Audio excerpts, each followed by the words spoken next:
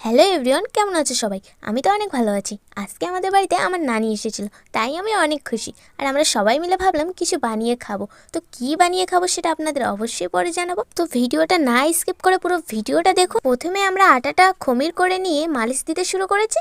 আর আপনারা যে কি বলেন আমি জানি না, আমরা তো এটাই বলি। আর ছোটো পাপা দেখো, ও শুধু আটাগুলো খেতেই শুরু করে দিয়েছে। আর মা এদিকে খুব সুন্দর করে গোল গোল করে গিলাস দিয়ে কেটে নিচ্ছে। আর যারা যারা বুঝে গিয়েছেন যে আমরা এগুলো কি বানাচ্ছি, তাহলে তাড়াতাড়ি কমেন্ট করে দাও। গ্লাস দিয়ে এত সুন্দরভাবে গোল করে কেটে নিচ্ছে।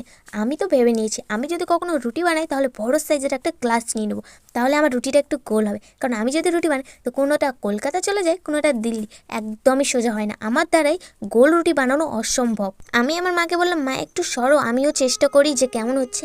কিন্তু আমি ট্রাই করে দেখলাম এটা অনেক সুন্দর বানানো আর এতটাই সহজ, আমাকে তো দারুণ মজা লাগছে। আর এতক্ষণে আপনারা বুঝেও গিয়েছেন যে আমরা কি বানাচ্ছি।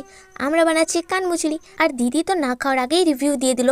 আমরা তো এটা কানমুচুরি বলি, আপনারা কি বলেন অবশ্যই কমেন্টে জানিয়ে দিবেন, কারণ আমি এটা কানমুচুরি ছাড়া আর অন্য কোনো নাম জানি না। এগুলো অর্ধেক আমরা কালাই সিদ্ধ করে ঝাল বেশি করে দিয়ে একদম চটপটা বানিয়ে নিয়েছি, আর অর্ধেক আমরা নারকেলের চিনি দিয়ে একদম মিষ্টি বানিয়ে নিয়েছি। আমার তো ঝাল চটপটাটাই পছন্দ, মিষ্টি আমার মা ওরা খায়, আমার তো মিষ্টি একদমই পছন্দ না। নিজের হাতে কিছু জিনিস বানিয়ে খাওয়া অনেক ভালো লাগে। কার কেমন লাগে আমি জানি না, কিন্তু আমাকে অনেক ভালো লাগে। এগুলো তো তেলে অনেক সুন্দর করে ভেজে নেওয়া হয়েছে। আর আমার নানির রিভিউটা শুনে নিন। কেমন লাগছে নানি? সুন্দর। সুন্দর, সেই টেস্টি আছে কিন্তু না? আমি চটপটা কানমুচুরিগুলো নিয়ে বসে পড়লাম খেতে। এগুলো খেতে আমাকে দারুণ লাগে। আর যারা যারা এগুলো খেয়েছেন তারা তো অবশ্যই কমেন্টে জানাবেন যে কেমন টেস্টি লাগে। আর ভিডিওটা এতটুকুই ছিল। সবাই সুস্থ থাকো, ভালো থাকো, টাটা।